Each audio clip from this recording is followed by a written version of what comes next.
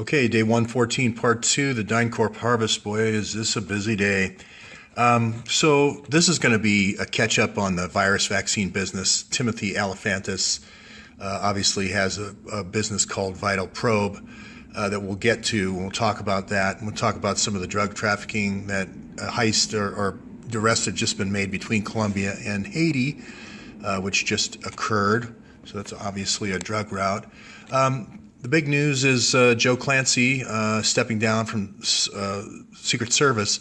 If you remember from previous episodes, I had said that Clancy and McCabe have this agreement where the Secret Service guys are used in a nighttime intrusion team called Prowler teams. And now we've got 2 or 3 Prowler teams that are now talking and feeding information to Trump. This is the sneaker net thing with the screens and so forth with the blind interviews. So there's some Secret Service agents that are filtering that back to Trump. So it'll be interesting to see how Sessions deals with this. But the idea is don't use McCabe if you're going to spy on somebody like General Flint or something like that. Don't use your own resources and incriminate yourself. Use Secret Service, because Secret Service, in addition to providing protection for the protectees, they also have extensive cyber security, cyber hacking capabilities. So that's big news. They also have a system where they deliberately hobbled the personnel system, the scheduling system, so that these guys who are Secret Service agents that are moonlighting on these Prowler teams can't be traced and tracked. So it's an all-manual system. It's actually, Jason Chaffetz had a congressional hearing about it. It's just a stack of cards, in a closet. So Trump's going to clean that up, I'm sure, depending on who he names as the new Secret Service guy. Oh, by the way, this was the letter that Chaffetz sent to the FBI. This is McCabe with the FBI on the 27th of January, saying, I want this 650,000 emails by February the 10th. So obviously that has come and gone, and that wasn't answered. So this is another thwarting of the executive here. At least he could have produced the metadata. And if I was Chaffetz, if there is a response, or if anybody's seen the response to House Oversight, it'd be nice to get Chaffetz to just respond by saying metadata. That could not possibly be state secrets. So I'll let some folks think about that. The 650,000 emails I just mentioned, metadata for that FBI request from House Oversight.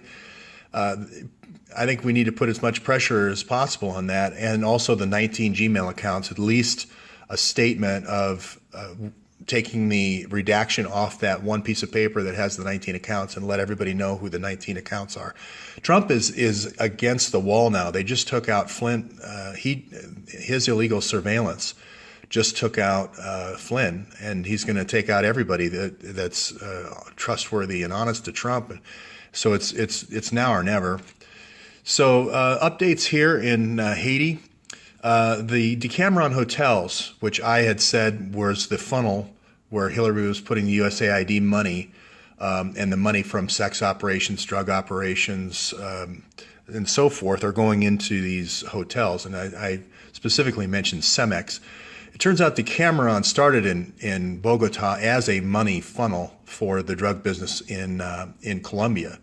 They have 44 hotels, 12,000 employees, and so forth. And their founder, this isn't the founder, but he died last year, oddly during a heart transplant operation, of all things.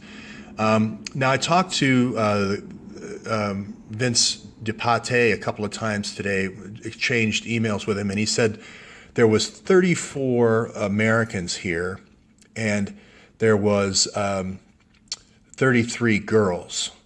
And the reason why he said that when these girls were brought in, these Haitian girls were brought in, they were brought in one at a time, so people didn't notice.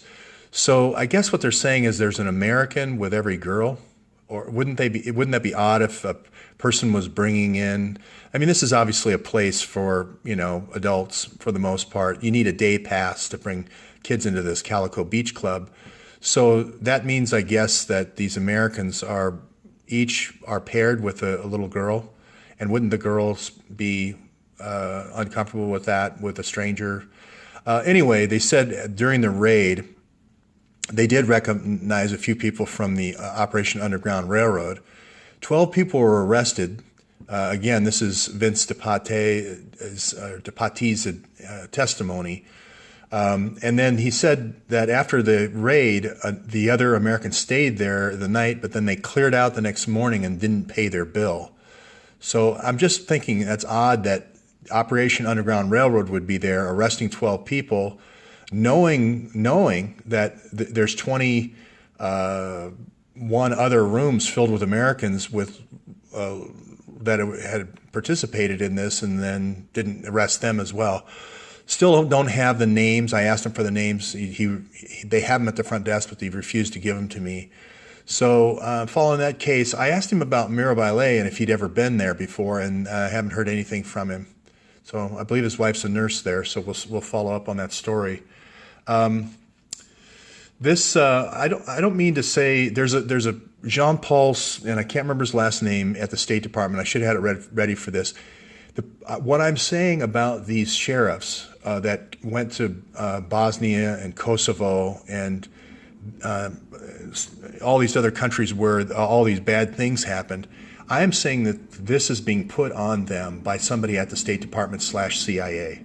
Okay, and I'll get John Paul's name, but in addition to these nations where there was trouble like this, we have, the Congo, obviously I've mentioned, Ivory Coast, Colombia, Liberia, and this Jean-Paul guy, and I can't remember his last name, I'm sorry, I'll get it next time, but is involved in all of these things. So it's a systemic thing, as well as, obviously Iraq and Afghanistan being the two major theaters of war, Pakistan as well.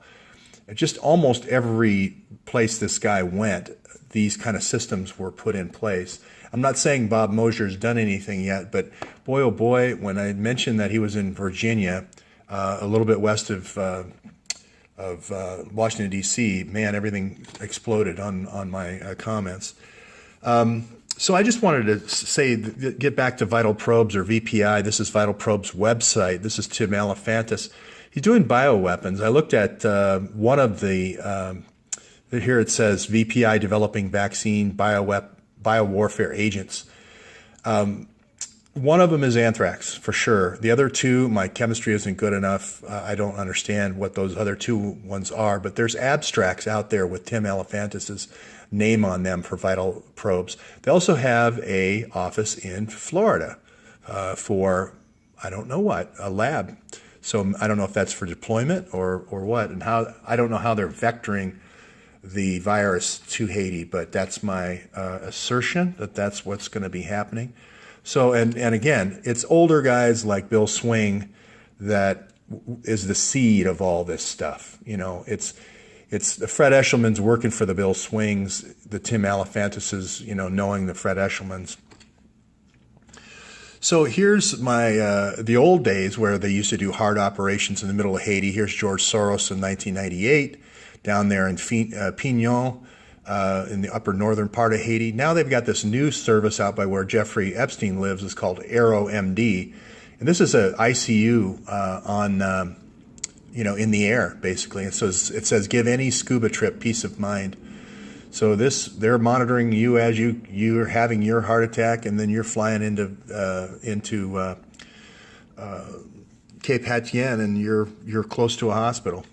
So, and again, we still have heart in a box. If we don't get the body in time, we still have heart in a box. So, I'll just leave it right there. But I think we're on the right track here with the vaccine tests. I definitely think the bioweapons are being tested in Haiti. And I definitely think that this Glenn Beck kind of cover for Operation Underground Railroad is just that. I went through all of their operations. I'm talking about Cambodia, Thailand, all over Europe, all over the Far East, and so forth. There could not be that many operations going on with that many people unless they were sham operations, number one, or else it was CIA backed and funded. So I've never been more convinced than ever. I still believe their money is coming through Booz Allen But it could also be coming through DynCorp. It could be just that Operation Underground Railroad is a DynCorp subsidiary. The other update to Holman Square, there's a whole bunch of killings this weekend in Chicago. I think there was 8 murders. So it's up even over last year's very high numbers. But this is really sad, where 2 little girls are killed, an 11-year-old girl and a 12-year-old girl. And what's interesting was they were sitting in the back of an SUV and shot. And they were both shot in the head, and they both weren't killed. I'm sorry, they weren't killed, but they're like both brain dead. Just so happens they're both in kind of a brain dead situation. So they went off to a children's hospital. So that's the update for now, and I'll get back with more later.